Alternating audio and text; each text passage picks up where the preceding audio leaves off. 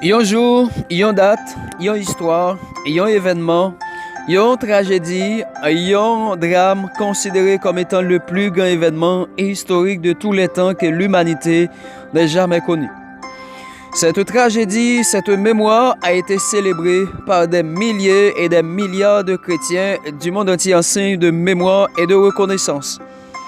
Jodi on a présenté au Jésus-Christ, un personnage historique ancré dans les annales de l'histoire. À côté de ce personnage historique, il y a des connaissances cachées, non révélées. Jodi on a présenté au Jésus-Christ, juif galiléen né entre l'an 7 5 sur Hérode le Grand à Bethléem. Il était sorti dans une famille de parenté biologique Joseph, Marie, mais engendré depuis avant même la création dans le sein du Père circonstanciellement. Et généalogiquement, Jésus-Christ succédait au roi David, et le roi David considéré comme étant le plus grand roi d'Israël à l'époque. Et Jésus, ses descendants, sortis dans le lien familial roi David là. Jésus, c'est nom historique, serviteur, fils de l'homme, petit bon Dieu.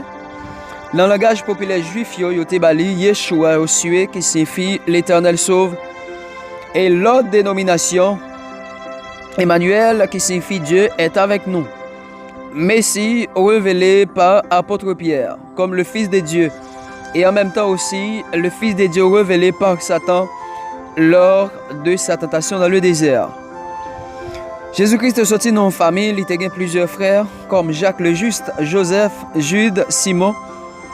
Elle te gagné une vie cachée qui était marquée par l'adolescence, levée comme une jeune plante, avec un pile valeur, comme un modèle de caractère en conduite, en morale, en éthique, en dignité, en personnalité, en beauté intrinsèque morale, qui était désapprouvé toute jeune dans l'époque génération Lio. Genèse Jésus, selon chercheurs et spécialistes la loi, il était marqué par une période originale, stimulante, par rapport avec zèle, savoir-faire, savoir-être, et savoir qui était désapprouvé, tout connaisseur, tout spécialiste la loi chef juif dans l'époque là. À 12 ans, il a commencé à fréquenter la synagogue juif, très curieux dans la question, dans l'affirmation, dans suggestion, côté que idéologiquement et psychologiquement, il était plongé juif, chef religieux, dans profonde confusion.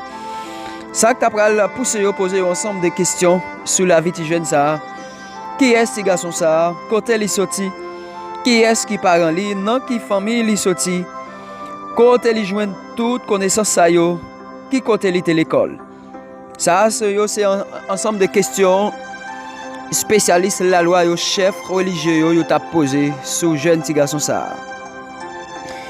Yo pas de connaître, yo pas de lire la loi et yo pas arrivé comprendre la loi pour te connaître depuis l'Ancien Testament par la bouche des prophètes, par la bouche des prophètes yo que bon Dieu t'a parlé sur l'avènement Messia, sur l'avènement personnage historique ça qui vient pour marquer l'histoire de l'humanité dans ça qui gagnait et pour porter libération de péché, liberté par rapport aux ténèbres spirituelles.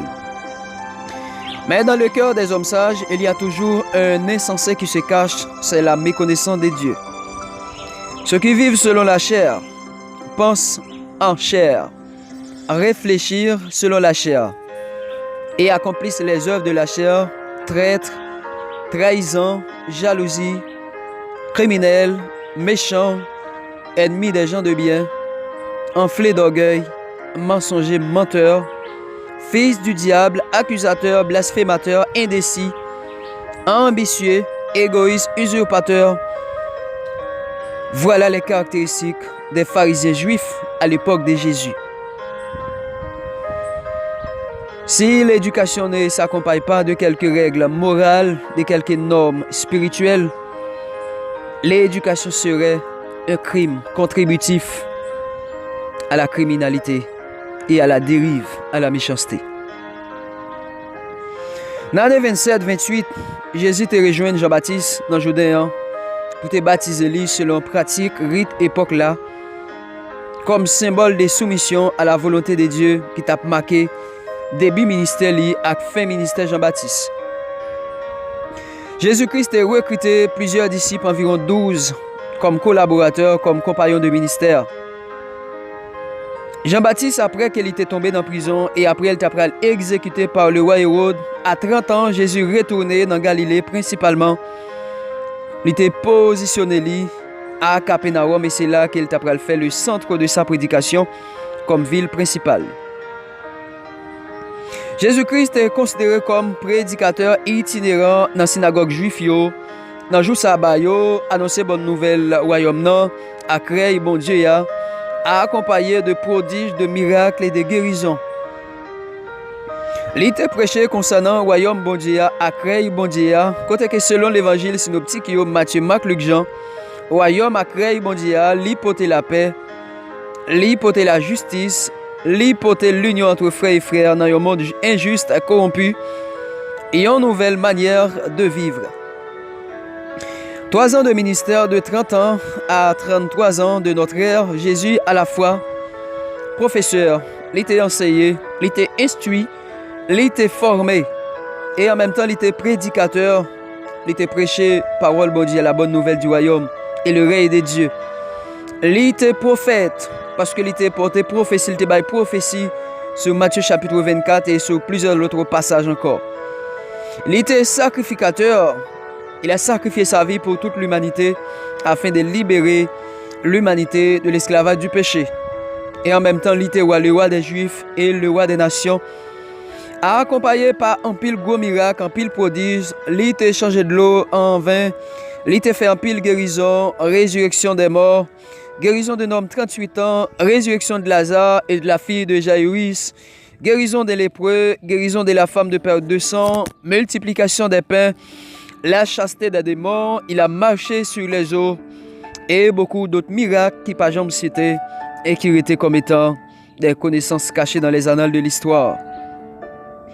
Jésus-Christ a été mis en examen par Satan le diable. Une vie sans examen ne vaut la peine d'être vécue. Une vie sans examen ne vaut la peine d'être vécue. Sa tentation dans le désert, c'était un examen. Et une vie sans examen encore ne vaut la peine d'exister. Une vie sans examen est privée de témoignage, privée de grandeur, privée d'effort, privée de gloire, puisque tous les grands hommes de toute l'histoire de l'humanité, ils ont été examinés, soit dans l'exercice de leurs fonctions, soit par la justice, soit par ses adversaires, soit dans leur famille, soit dans leurs biens, etc. Matthieu chapitre 4, après avoir jeûné 40 jours et 40 nuits dans le désert, Jésus-Christ a été tenté par Satan le diable en ce qui concerne la faim, la grandeur et la richesse. C'est dans 3 domaines ça où Satan le diable t'est passé pour te tenter. Petite bandia. Jésus-Christ après il fin jeûner pendant 40 jours, 40 nuits, il était grand goût.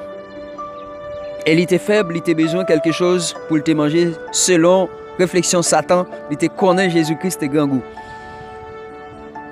Et deuxièmement, il était besoin de gloire dans Jésus-Christ. Pour Jésus-Christ, il mettait à genoux devant pour adorer. Elle te prend Jésus, il monté sous tête, fait tête tombe Jérusalem. Elle te dit Jésus-Christ, c'est là que quoi en bas. Bon Dieu va où. Et sécurité, il pas quitter pied et bien cassé. Et malheureusement, tentation ça, selon l'histoire, dans les annales de l'histoire, dans la Genèse, nous avons ces mêmes stratégies, mêmes tactiques, même bien façon qu'elle était bien craser le plan de la rédemption, craser le plan de Dieu pour l'humanité dans le jardin d'Éden, ces mêmes stratégies, ces mêmes pratiques là, ces mêmes bien façon ça qu'elle utilisait pour caser le plan de Dieu pour l'humanité. Mais malheureusement, Satan a été échoué. Jésus-Christ a triomphé. Jésus-Christ a sorti vainqueur. Et Satan a été vaincu. Satan a été perdu, échoué. Et le reste, Satan était comme étant le plus grand perdant. Le plus grand perdant. Après un bref séjour dans le pays d'Israël, Jésus allait à Jérusalem accompagné des disciples avec un full monde qui t'a acclamé lui. Côté qu'elle t'a rentré triomphalement, couronné comme vrai roi juif yo, ça qui t'a justifié réellement, lui c'est un vrai roi. Lui c'est réellement roi juif yo vraiment probablement. Et c'est dans la période ça, Jésus t'a tout profité chasser marchand yo, changer l'argent yo dans le temple là. Et ça qui t'a soulevé mécontentement juif yo ak pharisien yo, côté que opposition t'a augmenté. Après que Christ lui-même il t'a sauvé dans mi-temps yo. Il t'a cherché moyen pour te tuer, mais il n'a pas encore arrivé. Chaque chose a son temps. Quelques jours après, Jésus te prend un dernier repas ensemble avec les disciples, la scène. Il t'a profité de présenter ses aveux à Dieu et pour te profiter de présenter des palis dans mi-temps. Mais il te prend trois plus grands disciples ensemble avec lui, Pierre, Jacques, Jean, accompagné lui dans la nuit là, pendant qu'il t'a prié dans le jardin Olivier, sur la montagne des Oliviers. Jésus t'a prié à grand cri, à forte voix, tandis que les disciples ont dormi. À trois reprises, Jésus-Christ dit, Monsieur, levez pour ne pas tomber dans la tentation. Et il y a une autre tentation encore, que Satan, le diable, t'a porté, présenté devant Jésus. Jésus-Christ est arrivé dans le moment dans la prière, il t'a souhaité, en pile, l'eau t'a coulé sur lui comme goutte de sang. Tellement il t'a ressenti la mort prochaine. Tragédie ça, qu'elle t'a ressenti les drames ça. Elle t'a même demandé papa, si toutefois ça dans volonté, éloignez-moi des coupes amères ça. Mais c'est pas volonté qui pour faire, sinon que volonté pas. Parce que moi pas de venir pour me faire volonté, sinon que volonté monde qui te voit maintenant. Et c'est là Judas accompagné d'un squad de soldats sous la conduite de Judas. Et voilà, il présente le Jésus. Et depuis lors, les soldats ont tout mis sur Christ là. Ils ont arrêté lui dans la nuit là. Ils allaient ensemble avec lui. La vie de Christ là, depuis l'enfance, il était une tragédie, une bouleverse, une tentative de mort sur roi Hérode. Jésus-Christ est sauvé aller dans le pays de l'Égypte, qui était un aspect politique, parce que Hérode a appris que un roi juif qui est pour fête. Et pour voir, il était menacé. Il a cherché tout truc, tout moyen possible pour te tuer toute la vie jeune petit garçon ça dans l'époque là. Après la mort d'Hérode, Jésus retourne dans le pays natal. Jésus-Christ est mené en vie de bouleverse, mouvementé par les opposants, les détracteurs. Tout ceux qui étaient opposés avec lui. Il n'est pas de vivre dans la paix, exactement. À l'amour, l'intégrité, l'honnête homme il était opposé avec toute qualité ça au droit à la vérité. Et malheureusement, il était pour papa Satan le diable.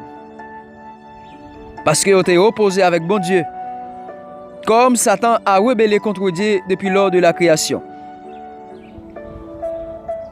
Ennemi pouvoir politique en place Hérode, les leaders juifs, les pharisiens, les sadducéens, Judas, les soldats romains, tout ça c'est eux-mêmes qui étaient complotés contre le personnage historique ça, qui t'a pris la naissance avec la mort de Jésus-Christ. En dépit de tout, qui ça Christ l'a fait qui mal? Qui fait te gagner tout ennemi ça yo? Tout simplement parce que il est petit de bon Dieu. Et il est roi juif, il est roi toute nation yo. Ambition politique et religieuse qui était symbolisée comme étant deux machines infernales. Ambition politique, ambition religieuse, deux machines infernales qui étaient contribuées dans gros crime ça et qui était comme plus grand crime que l'histoire humanité a pas de gens connaît. Jésus-Christ a été arrêté, battu, méprisé, maltraité, humilié et cloué sur une croix.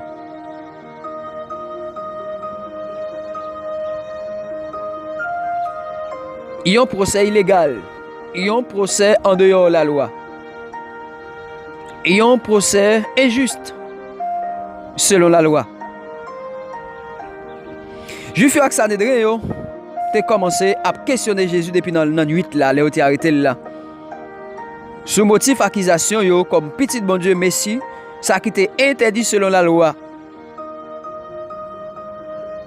Procédure de la mise en accusation de Jésus-Christ. Procédure accusation ça a gagné deux aspects là-dedans. Il y a un aspect politique, il y a un aspect religieux.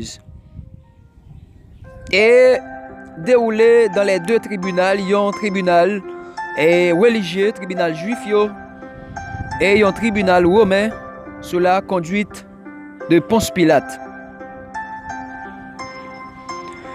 Tribunal religieux a accusé Jésus-Christ suivant motif accusation que le tribunal religieux juif a porté.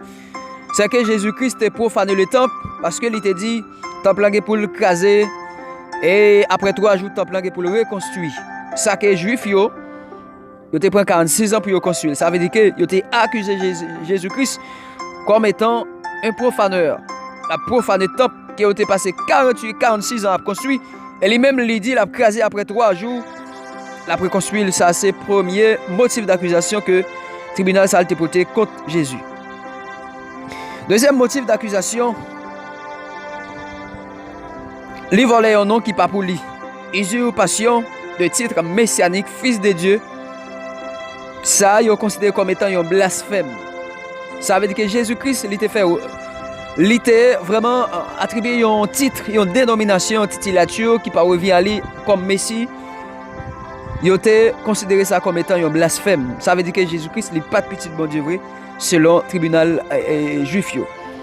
Et troisièmement, il a été accusé lui comme étant violation de la loi des Juifs. Dans le tribunal romain, qui motif d'accusation était porté contre Christ là?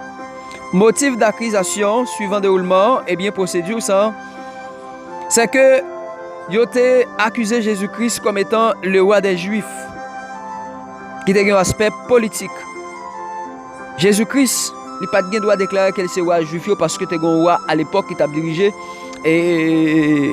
Jérusalem en Judée, qui était des représentants du gouvernement romain. Parce qu'à l'époque, Israël était sous l'occupation romaine. Jésus-Christ, il était fait connaître qu'il est roi juif et il était porté motif d'accusation comme étant un blasphème tout. Ça veut dire qu'à l'époque là, tu es un roi, il n'a pas de droit de désirer tête comme moi. Deuxièmement, tribunal romain, il a porté accusation comme Jésus-Christ est rebellé, refusé de payer impôt à César et refusé l'autre monde aussi payer impôt à César. Est-ce que c'est vrai? Non. Jésus-Christ, au contraire, il était conseillé tout le monde pour courber en bas la loi, pour courber respecter les administrations romaines à l'époque. Les pattes sont agitateurs de troubles. Les pattes sont ennemis politiques. Ni les partis complices contre le gouvernement romain. Mais ça n'a pas empêché que ils été accusé faussement blasphémé. Jésus-Christ a déclaré by César ça qui pour César, by bon Dieu ça qui pour bon Dieu. Troisième motif d'accusation, c'est qu'ils ont considéré Jésus-Christ comme étant un troubleur, un agitateur de troubles par la loi. C'est que la loi était interdite suivant la loi romaine à l'époque, tout ennemi politique, tout agitateur de troubles, tout assassin, tout criminel, tout présumé bandit, il a gagné pour être cloué sous yon quoi? Pour crime, pour trahison contre la politique, contre le gouverneur en place. Le tribunal juif et romain avait condamné Jésus pour innocence. Par innocence, non comme coupable, puisque Pilate même, il avait déclaré que Jésus-Christ était innocent. Jésus-Christ est innocent, mais malheureusement, le tribunal juif et romain avait condamné Jésus-Christ pour innocence. Non comme étant coupable, puisqu'il n'a rien fait de mal. A-t-il déclaré un adversaire, le plus grand farouche et le plus grand rusé comme étant considéré comme Ponce Pilate? Cet homme, je n'ai rien trouvé en mal, du mal de lui, qu'il mérite d'être condamné. Non. Il n'a rien fait de mal, déclaré Pilate. Et Pilate lui-même, il s'est fait l'avocat de Jésus-Christ. En même temps, il y a un complice. Il te connaît Jésus-Christ, est innocent, pas te faire rien qui mal, mais malheureusement. Dans les annales de l'histoire, Pilate, il s'est fait crucifier. Jésus-Christ,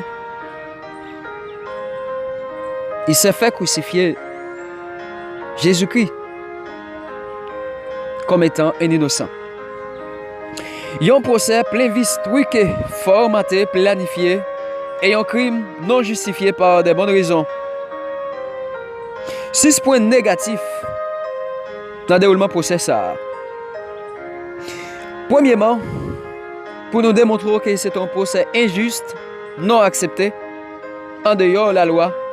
Premier point, c'est que aucun procès pas doit fait dans un jour fait. Mais complice yo, et on te fait procès ça dans un jour fait. Et ça qui était interdit selon la loi juive. Aucun tribunal, aucun procès, aucune arrestation pas doit fait dans un jour fait. Mais ça pas t'empêcher chef juif yo, autorité romain yo te eh bien violer la loi. Jour fait là yo te arrêté Jésus-Christ. Yo t'a interrogé lui sur plusieurs points, sur plusieurs questions jour fait là, ça qui était interdit par la loi. Deuxièmement, chaque membre tribunal là t'a dû voter individuellement pour t'a condamner ou bien libérer Jésus-Christ suivant acte de culpabilité li ou bien suivant innocence li. Mais ça pas arrivé fait sinon que acte condamnation ça l'était fait par acclamation, par passion, par folie peuple là. Ça veut dire que la loi des autorités juives et des autorités romaines a été contredite par elle-même. Parce que yo été contredit dans l'action yo. Yo pas effectivement respecté la loi vrai. Et bien que yo été reproché Jésus-Christ qu'il t'a violé la loi juive yo. Mais qui est-ce qui violé la loi? Est-ce que c'est Christ ou bien juge ça yo, faux juge ça yo qui t'a fait procès ça? Qui n'a pas respecté aucune procédure du droit. Troisièmement, juif n'a pas de droit exiger personne, mais il a exigé Jésus-Christ. Quatrièmement, aucun procès pas doit commencer dans la nuit, mais depuis la nuit, ça n'aiderait hein, avec plusieurs chefs juifs t'a questionné Jésus-Christ. Et dans bien bonnet dans matinée, procès a été commencé. T'a questionné Jésus-Christ. Sur l'identité li, est-ce qu'elle c'est petit bon Dieu? Est-ce qu'elle c'est fils bon Dieu? Est-ce qu'elle c'est Messia? Est-ce qu'elle c'est roi juif? Il y a un procès qui était déroulé en dehors de la loi complètement et en majeure partie en dehors de la loi, sans aucune procédure de respect. Ça qui est considéré comme non concevable, inconcevable et comme étant le plus grand crime religieux. Cinquièmement, accusé à te doué un conseiller, un représentant qui pour te défendre ça que Jésus-Christ pas de gagner, il pas de avocat, pas de conseiller, personne qui pour te plaider innocence pour lui, sinon que Nicodème qui te reconnaître innocent Jésus-Christ, mais malheureusement il pas de accès dans le tribunal là pour venir plaider pour Christ là. Sixièmement, toute question auto-accusatrice te doit interdit. Mais ça pas t'empêcher de poser Jésus en pile question. En pile question. Et ça qui t'a pris à rendre la condamnation de Jésus-Christ par impie, par criminel, par assassin, par méchant. Il a été tombé dans la main des impies, crucifié, cloué sur une croix, au milieu de 2 bandits, comme un criminel. Célébration jour ça, est marquée par des milliers et des milliards de chrétiens authentiques qui connaissent date ça comme une date historique que nous devons célébrer, que nous devons mettre en mémoire. Et ça qui est capable de pousser nous dans la plus profonde réflexion que possible pour nous. Comment, dans quelle dimension, dans quel degré que Jésus-Christ a été trahi. Et dans quelle profondeur que a été trahi Jésus-Christ. Souffrance li, martyr li, la mort li, veut dire en pile bagaille pour vous, pour moi, comme chrétien, je dis. Après 3 jours, il ressuscité. Selon les paroles prophétiques, suivant la Bible. Et jusqu'après sa mort, le diable est toujours à employer stratégie. Il est toujours à chercher de faire. Il est toujours à chercher d'écraser. Il est toujours pour tes mensonges comme étant le père du mensonge, le menteur, l'accusateur. Après 3 jours, Jésus-Christ ressuscité. Personne n'a vu sa résurrection, sinon que lui seul est Dieu. Même Satan le diable, il n'est pas au courant, il n'est pas au courant que Jésus-Christ ressuscité. Après 3 jours, Jésus-Christ a remporté une victoire dans le désert. Satan a été échoué dans ses plans. Satan a été voué à l'échec. Il a perdu. Il a été vaincu. Et 3 jours après la mort de Jésus-Christ, après sa résurrection, Satan il prend une deuxième soufflette. Il a été échoué dans ses plans. Il a été vaincu.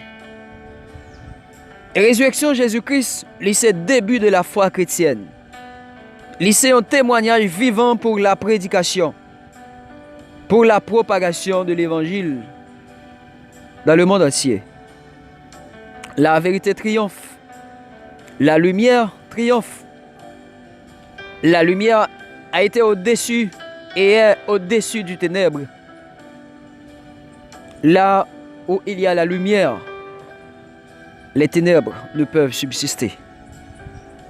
Là où il y a la vérité, le mensonge ne sera plus et n'est plus. Après la résurrection de Jésus-Christ après le fait disciple. Il t'a pas le présenté dans mes temps disciples. En pile contentement, en pile la joie, en pile espoir. Il t'a pas augmenter force disciples. Il t'a pas encourager yo, faire le connaître. Les vivants, les pas dans ton bois encore.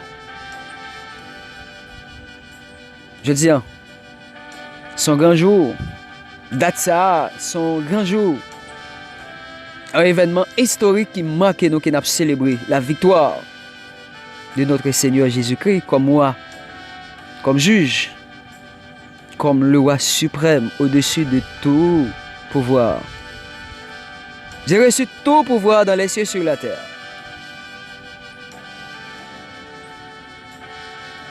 Tout pouvoir, ce n'est pas dans mes Satan qui est lié. Tout pouvoir, ce n'est pas dans le monde qui est pouvoir. Pouvoir dans mes bon Dieu, avec petit bon Dieu. Jésus-Christ, après 40 jours, il est après le présenter encore, servir à Dieu son départ au milieu de ses disciples. Pas oublier, il était pour un dernier repas. Lorsqu'il était allé dans le jardin Olivier pour le prier, il était pour un dernier repas avec les disciples. Et c'est même réalité à tout lorsqu'il allait pour un dernier repas avec les disciples. Il était fortifié disciples, il était encouragé.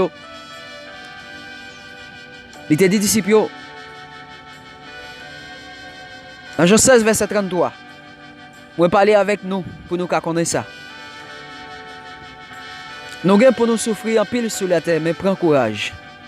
Le monde déjà perdu devant moi. Et dans Matthieu 28, verset 20, il pourrait donner plus grand encouragement à disciples et ça qui était comme force, comme encouragement pour des milliers, des milliards de chrétiens de tous les temps. Allez partout, le monde prêche la parole, annoncer la bonne nouvelle, guérir les malades, chasser les démons. Je vous ai donné ce pouvoir, baptiser les gens, instruire les gens, former les gens. Et je suis avec vous tous les jours et jusqu'à la fin du monde. Je suis avec vous tous les jours et jusqu'à la fin du monde. Moi, pas pour comme, ou pas pour quoi. Nous, les chrétiens, nous, pas pour quoi nous. Nous encourager, nous courage, pas baisser les bras. Pas décourager, pas faire bac devant Satan. Jésus-Christ, en dépit de tous ses opposants, de toutes les mauvaises manœuvres truquées par ses adversaires politiques, par ses adversaires religieux, par les ennemis, les pharisiens, les sadducéens, les scribes. Tout ce qui était opposé à Jésus-Christ, il n'a jamais reculé. De pouvoir que bon Dieu te balia, de identité Christ te balia. Je dis, identité bon Dieu comme petit bon Dieu, comme chrétien. Pas négocier, pas reculer, pas prendre pression ennemi. Lever tête ou bien haut pour louer, pour bailler bon Dieu gloire, pour louer la gloire de l'Éternel. Et ça bon Dieu foyer. Que vous pas payer un prix pour lui. Pas jamais baisser les bras devant problème. Pas jamais baisser les bras devant maladie, pas jamais baisser les bras devant persécution. Mais au contraire, au milieu des persécutions, vous avez une force invisible, vous avez une présence invisible, vous avez une puissance invisible qui a toujours été de bon côté, pour bonne force, pour continuer à marcher, pour continuer à triompher dans les moments les plus pires, dans les maux de la vie, jusqu'à ce que vous va remporter la victoire. Comme Jésus-Christ, il a remporté la victoire sur les diables. Il a remporté la victoire sur les ténèbres. Il a remporté la victoire sur tout. Il reste et demeure comme étant le plus grand personnage, le plus grand roi, le plus grand personnage, la plus grande figure emblématique de tous les temps. Il te travaille pour s'allier. Il te souffre pour s'allier. Il te souffre, il te travaille pour te arriver dans la dimension, dans la grandeur qu'il y a. Je dis à nous souhaitons courage, courage, courage encore.